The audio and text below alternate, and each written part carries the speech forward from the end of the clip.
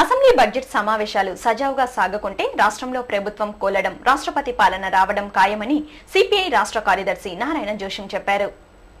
శనివారం స్థానిక బైరాగపట్టణంలోని సిపిఐ కార్యాలయంలో ఏర్పాటు చేసిన విలేకరుల సమావేశంలో ఆయన మాట్లాడుతూ కేంద్ర రాష్ట్ర ప్రభుత్వాలు ప్రజా సమస్యలను విస్మరించి అవినీతి కుంభకోణాలపై దృష్టి సారించాయని ఆరోపించారు. రాష్ట్రంలో రాజకీయ అనిశ్చితి నెలకొని ఉందని, అంతర్గత కుమ్ములాటలు, ఆధిపత్య పోరు, వర్గ విభేదాలతో కాంగ్రెస్ పార్టీ నిస్సహాయ స్థితిలో ఉందని విమర్శించారు. కాంగ్రెస్ కు ప్రతిపక్షం కాంగ్రెసేనని, ఆ పార్టీలోని సీనియర్ నాయకులే బాహాటంగా ప్రభుత్వంపై, అధిష్టానంపై విమర్శలు గుప్పిస్తున్నారని అన్నారు. బోగస్ కళాశాలల పేరుతో ఎస్సీ, ఎస్టీ, బీసీ, మైనారిటీ విద్యార్థులకు ఫీజు రియంబర్స్మెంట్ ను నిలిపివేయడం సరైంది కాదని, విద్యార్థులకు చెల్లించాల్సిన బకాయిలను వెంటనే చెల్లించాలని డిమాండ్ చేశారు. అలాగే చేనేత కార్మికులకు రాష్ట్ర ప్రభుత్వం 314 కోట్ల రూపాయల నిధులను కేటాయించడం జరిగిందని, అయితే ఇప్పటి వరకు నిధులను విడుదల చేయకుండా కాలయాపన చేస్తోందని ధ్వజమెత్తారు. చేనేత కార్మికుల ఆత్మహత్యలు సర్కారు హత్యలని తీవ్ర స్థాయిలో మండిపడ్డారు. రాష్ట్రంలో రాజకీయ అనిశ్చితికి కాంగ్రెస్ అధిష్టానమే కారణమని, డోలాయమానంలో ఉన్న రాష్ట్ర ప్రభుత్వానికి కాయకల్ప చికిత్స చేయడానికి కేంద్ర ప్రభుత్వం చర్యలు చేపట్టిందని, దీనిలో భాగంగానే పీఆర్పీ, ఎంఐఎం లాంటి పార్టీలతో కలిసి పనిచేయడానికి ప్రయత్నాలు సాగిస్తోందని పేర్కొన్నారు. రాజకీయ నిర్ణయం లేకుండా ఎన్ని పార్టీలతో పొత్తు పెట్టుకున్నా ప్రయోజనం ఉండదని స్పష్టం చేశారు. ప్రధాని సుభాషితాలు పలుకుతున్నారని, కొంగజపం మానుకొని నల్లధనాన్ని వెలికి తీయాలని, అందులోని నిందితుల పేర్లను బట్టబయలు చేయాలని డిమాండ్ చేశారు. అసెంబ్లీ బడ్జెట్ సమావేశాలు సజావుగా సాగకుంటే రాష్ట్ర ప్రభుత్వం కోలడం, రాష్ట్రపతి పాలన రావడం ఖాయమని ఆయన జోషం చెప్పారు. ఈ విలేకరుల సమావేశంలో ఆ పార్టీ నాయకులు హరినాథ్ రెడ్డి, పెంచులయ్య, రాధాకృష్ణ, మురళి, రామానాయుడు పాల్గొన్నారు. వస్తున్నటువంటి రాజకీయ పరిణామాలు చాలా సర్వేగంగా జరుగుతూ ఉన్నాయి. రాజకీయాల్లో సర్వేగా మార్పులతో పాటు అవినీతి కుంభకోణాలు కూడా బాగానే 3 పూలు 6 కాయలుగా వికసిస్తూ ఉన్నాయి. ఈ సందర్భంలోనే ప్రజా సమస్యలు చాలా పక్కన పడిపోతూ ఉన్నాయి. కాంగ్రెస్ పార్టీ అంతర్గత కుమ్మరాటలు, ఆధిపత్య పోరు, రాజకీయ అంశాలపైన స్పష్టమైన వైఖరి కేంద్ర ప్రభుత్వం కానీ, కాంగ్రెస్ పార్టీ అధిష్టాన వర్గం కానీ ప్రకటించలేనటువంటి నిస్సహాయ స్థితికి వెళ్ళడం, రచ్చబండ కార్యక్రమాలు జరుగుతూ ఉన్నాయి. ఈ రచ్చబండ కార్యక్రమాల్లో నిజమైన సమస్యలు దృష్టికి తీసుకురావడంలో సాధ్యం కావడం లేదు. ఇంకా ఒక విధంగా పోలీసు, మిలిటరీ, పారా మిలిటరీ లాగా స్క్రూటినైజ్ చేస్తూ ఉన్నారు. కాంగ్రెస్ పార్టీకి పక్కలో బెల్లం కాంగ్రెస్ పార్టీ వాళ్ళే, ప్రతిపక్షం కాదు. ఈ రాష్ట్రంలో ప్రతిపక్ష పార్టీల కన్నా కాంగ్రెస్ పార్టీ వాళ్ళే కాంగ్రెస్ పార్టీకి పక్కలో బెల్లం లాగా ఉండి అనిశ్చిత వాతావరణం కల్పిస్తూ ఉన్నారు. పుస్తకాలు చదవటం ద్వారా మేధస్సు వికసింపబడుతుందని ప్రముఖ రచయిత, సినీ కళాకారుడు తనికెళ్ల భరణి అభిప్రాయపడ్డారు. భారతీయ విద్యాభవన్ ఆధ్వర్యంలో శనివారం స్థానిక ఎస్వీ హైస్కూల్ గ్రౌండ్స్ లో ఏర్పాటు చేసిన 5వ పుస్తక మహోత్సవానికి ముఖ్య అతిథులుగా టీటీడీ ఈవో ఐవైఆర్ కృష్ణారావు, ప్రముఖ రచయిత తనికెళ్ల భరణి విచ్చేసి జ్యోతి ప్రజ్వలన చేసి కార్యక్రమాన్ని ప్రారంభించారు. అనంతరం ఏర్పాటు చేసిన సభలో తనికెళ్ల భరణి మాట్లాడుతూ పుస్తకాలు చదవటం ద్వారా మేధస్సు వికసింపబడుతుందని అభిప్రాయపడ్డారు. ప్రజలు టెలివిజన్లు వచ్చిన తర్వాత పుస్తకాలు చదవటం తగ్గించారని, గత 2-3 సంవత్సరాలుగా పుస్తకాల మీద ప్రజలకు ఆసక్తి పెరిగిందని తెలిపారు. దీనికి నిదర్శనం హ్యారీ పాటర్ పుస్తకాలు కొన్ని లక్షలు అమ్ముడుపోవటమేనని గుర్తు చేశారు. గత 5 సంవత్సరాలుగా భారతీయ విద్యాభవన్ పుస్తక మహోత్సవ కార్యక్రమాన్ని నిర్వహించడం అభినందనీయమని కొనియాడారు. దాదాపు ఈ ప్రదర్శనలో 100 స్టాల్స్ ను ఏర్పాటు చేయడం జరిగిందని, పుస్తక ప్రియులు ఈ అవకాశాన్ని సద్వినియోగం చేసుకుని వారికి నచ్చిన పుస్తకాలు కొనుగోలు చేయాలని పిలుపునిచ్చారు. ఈ పుస్తక మహోత్సవ కార్యక్రమంలో పుస్తక మహోత్సవ కమిటీ సభ్యులు, పుస్తక ప్రియులు, ప్రజలు పాల్గొన్నారు. పుస్తక పఠనం అనేది రివైవ్ అయింది మళ్ళీ వాళ్ళలో, కుర్రవాళ్ళలో కానీ దాంట్లో టీవీ, ఈ గేమ్స్ పట్ల మోజు కంపారిటివ్గా తగ్గి పుస్తకం చదవడం ప్రారంభిస్తున్నప్పుడు మన మేధస్సు వికసింపబడుతుంది గ్రాడ్యువల్గా. పుస్తక పఠనం ముఖ్యంగా యువతకి చాలా అవసరం. చేత నేను రిక్వెస్ట్ చేసేది ఏంటంటే, తిరుపతిలో దాదాపు 10 రోజుల పాటు అద్భుతంగా ఈ పుస్తక ప్రదర్శన దాదాపు 75 నుంచి 100 స్టాల్స్ వరకు ఉన్నాయి. ఆధ్యాత్మికము, సాహిత్యము, కవిత్వము, అన్ని రకాల పుస్తకాలు మీకు దొరుకుతాయి. కాబట్టి తప్పకుండా వచ్చి ఈ పుస్తక ప్రదర్శనలో పాల్గొని మీకు కావాల్సిన పుస్తకాలు సెలెక్ట్ చేసుకుని భవిష్యత్తుకి ఒక అద్భుతమైన పరిమళాలు మనస్ఫూర్తిగా. శ్రీ తాతయ్యగుంట గంగమ్మ ఆలయాన్ని మాజీ మంత్రి పెద్దిరెడ్డి రామచంద్రారెడ్డి దర్శించుకున్నారు. శనివారం స్థానిక తాతానగర్లోని శ్రీ తాతయ్యగుంట గంగమ్మ ఆలయంలో 2 రోజులుగా జరుగుతున్న లక్ష కుంకుమార్చన సేవలో మాజీ మంత్రి పెద్దిరెడ్డి రామచంద్రారెడ్డి పాల్గొని అమ్మవారిని దర్శించి మొక్కులు తీర్చుకున్నారు. ఆలయానికి విచ్చేసిన మాజీ మంత్రికి పాలక మండలి అధ్యక్షులు చింతాభరణి యాదవ్, సభ్యులు, వేద పండితులు పూర్ణకుంభంతో స్వాగతం పలికి దర్శన ఏర్పాట్లు చేశారు. అనంతరం మాజీ మంత్రికి అమ్మవారి తీర్థ ప్రసాదాలను అందజేసి వేద పండితులు ఆశీర్వచనాలు పలికారు.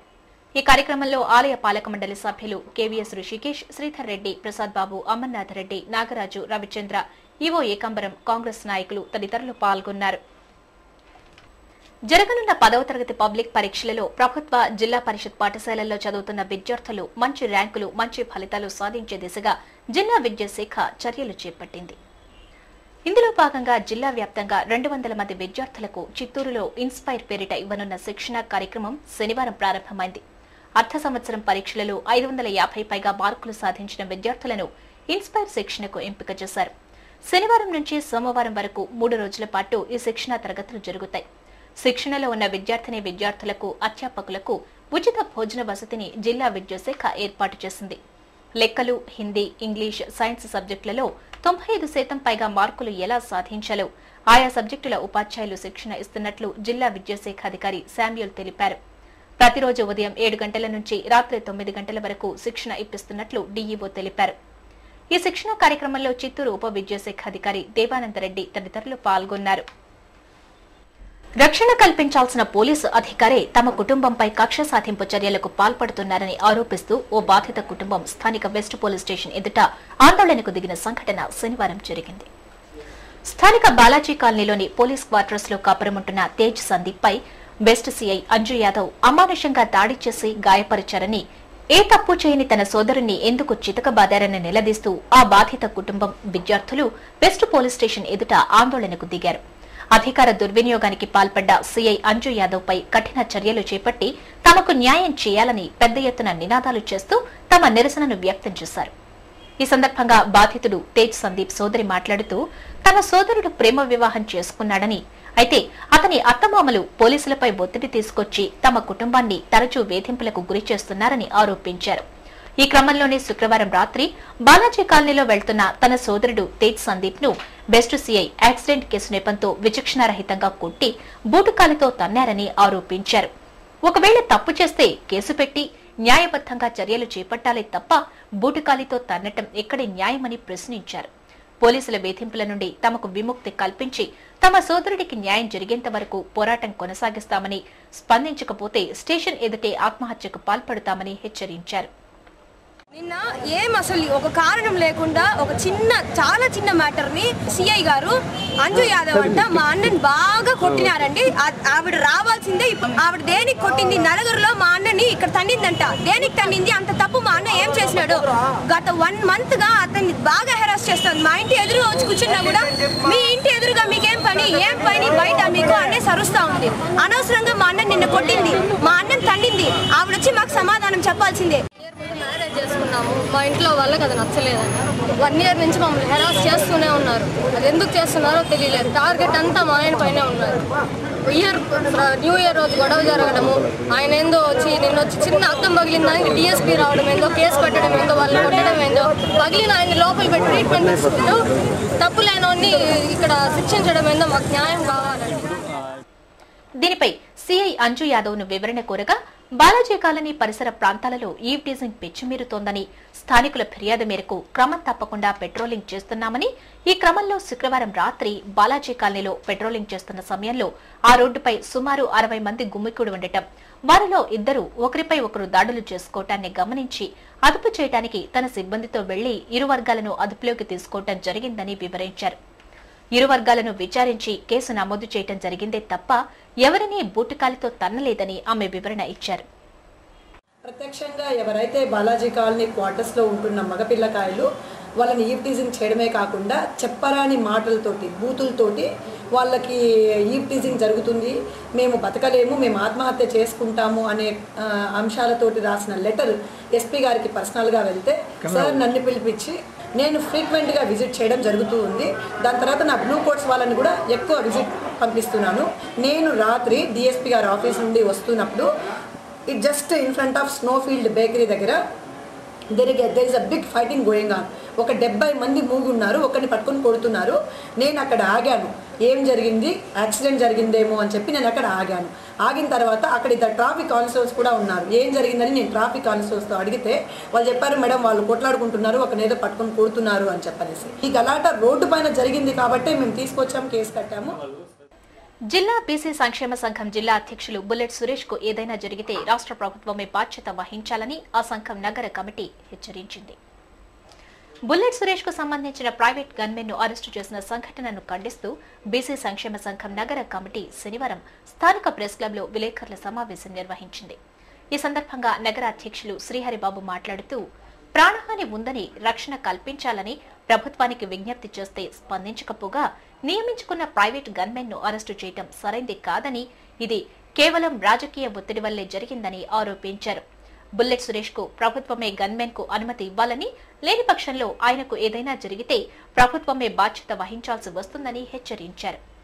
ఈ విలేకరుల సమావేశంలో బీసీ సంక్షేమ సంఘం నగర కమిటీ నాయకులు, సభ్యులు పాల్గొన్నారు. విజ్ఞాన ప్రదర్శనల ద్వారా విద్యార్థులలో ఉన్న సృజనాత్మకతను వెలికితీసి వారిని భావి శాస్త్రవేత్తలుగా తీర్చిదిద్దేందుకు దోహదపడతాయని రత్నం హైస్కూల్ ప్రిన్సిపల్ పురుషోత్తం రెడ్డి తెలిపారు. శనివారం స్థానిక శివజ్యోతి నగర్లోని రత్నం హైస్కూల్లో రత్నం సైన్స్ ఫెస్ట్ కార్యక్రమాన్ని నిర్వహించారు. ఈ సందర్భంగా పురుషోత్తం రెడ్డి మాట్లాడుతూ గత 3 సంవత్సరాలుగా రత్నం సైన్స్ ఫెస్ట్ కార్యక్రమాన్ని నిర్వహిస్తున్నామని, ఈ విజ్ఞాన ప్రదర్శనల ద్వారా విద్యార్థులలో ఉన్న సృజనాత్మకతను వెలికితీసి వారిని భావి శాస్త్రవేత్తలుగా తీర్చిదిద్దేందుకు దోహదపడతాయని పేర్కొన్నారు. ఈ సైన్స్ ఫెస్ట్ లో విద్యార్థులు 200 స్టాల్స్ ను ప్రదర్శించారని తెలిపారు. విద్యార్థులు స్పేస్ ట్రావెల్, వాతావరణ కాలుష్య నియంత్రణ, ఎలక్ట్రికల్ ట్రైన్, బిగ్ బ్యాంగ్ సిద్ధాంతం వంటి అద్భుత ప్రయోగాలను ప్రదర్శించడం గర్వకారణమని ఆనందం వ్యక్తం చేశారు. విద్యార్థుల తల్లిదండ్రుల నుంచి మంచి స్పందన వచ్చిందని, ఈ ప్రదర్శన విజయానికి కృషి చేసిన విజ్ఞాన శాస్త్ర ఉపాధ్యాయులకు, విద్యార్థులకు అభినందనలు తెలియజేశారు. ఈ సైన్స్ ఫెస్ట్ కార్యక్రమంలో విద్యార్థులు, ఉపాధ్యాయులు, తల్లిదండ్రులు పాల్గొన్నారు. The children, they have prepared all these exhibits. They have prepared all these exhibitions with their own, the support of their parents and teachers. So మీరు ఇక్కడ చూసింటారు, దాదాపు 200 ఎగ్జిబిషన్లో పిల్లలు వివిధ అంశాల మీద తమ ఎగ్జిబిట్స్ ప్రిపేర్ చేయడం జరిగింది. Emeralds advanced institute of management studies కళాశాల ప్రాంగణంలో జరిగిన ఫ్యాక్ట్ సెట్ సిస్టమ్స్ నిర్వహించిన క్యాంపస్ ఇంటర్వ్యూలో నగరానికి చెందిన 20 మంది విద్యార్థులు విజయం సాధించినట్లు ఆ కంపెనీ రిక్రూట్మెంట్ మేనేజర్ ఓ ప్రకటనలో తెలిపారు. ఈ క్యాంపస్ ఇంటర్వ్యూలో సుమారు 400 మంది విద్యార్థులు పాల్గొన్నారని తెలిపారు. ఎంపికైన విద్యార్థులకు తమ కంపెనీలో రీసెర్చ్ అనాలిసిస్ట్ ఉద్యోగాలు ఇవ్వనున్నట్లు పేర్కొన్నారు. అలాగే ఎమరాల్డ్స్ కళాశాల డైరెక్టర్ విశ్వనాథరెడ్డి మాట్లాడుతూ తమ కళాశాల నుంచి సునీల్, సౌమ్య, ఉదయ్ భాను అనే 3 విద్యార్థులు ఎంపికైనట్లు తెలియజేశారు. ఇంటర్వ్యూలు విజయవంతంగా జరగడానికి సహకరించిన విద్యార్థులకు, అధ్యాపకులకు కృతజ్ఞతలు తెలియజేశారు. అంతర్జాతీయ మ్యాథమెటికల్ ఒలింపియాడ్లో గౌతమ్ ఐఐటి విద్యార్థులు ఉత్తమ ప్రతిభను కనబరిచారని ఆ స్కూల్ డైరెక్టర్ శ్రీనివాసులు ఓ ప్రకటనలో తెలిపారు. ఎంఆర్పల్లె న్యూ బాలాజీ కాలనీలోని గౌతమ్ ఐఐటి విద్యార్థులు సుజిత్, సాయి నిహారిక, త్రిలోక్, హేమంత్లు మ్యాథమెటికల్ ఒలింపియాడ్ పరీక్షలో విజయం సాధించినట్లు తెలిపారు. ఈ విజయం సాధించిన విద్యార్థిని విద్యార్థులకు, వారికి తోడ్పడిన ఉపాధ్యాయులకు అభినందనలు తెలియజేశారు. వార్తలు ముగించే ముందు ముఖ్యాంశాలు మరోసారి.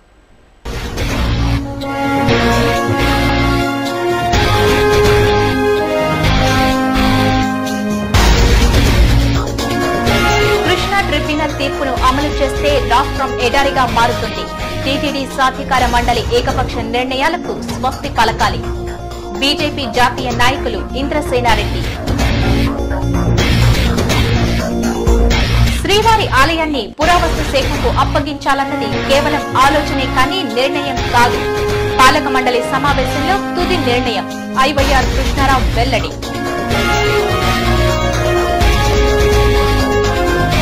అసెంబ్లీ బడ్జెట్ సమావేశాలు సజావుగా సాగుకుంటే రాష్ట్రంలో ప్రభుత్వం కూలటం, రాష్ట్రపతి పాలన రావటం ఖాయం.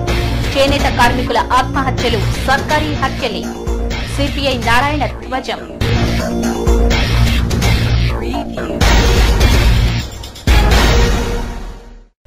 ఈ వార్తలు ఇంతటితో సమాప్తం. సమగ్ర సమాచారంతో న్యూస్ విజన్ లో మళ్ళీ కలుసుకుందాం. అంతవరకు సెలవు. నమస్కారం.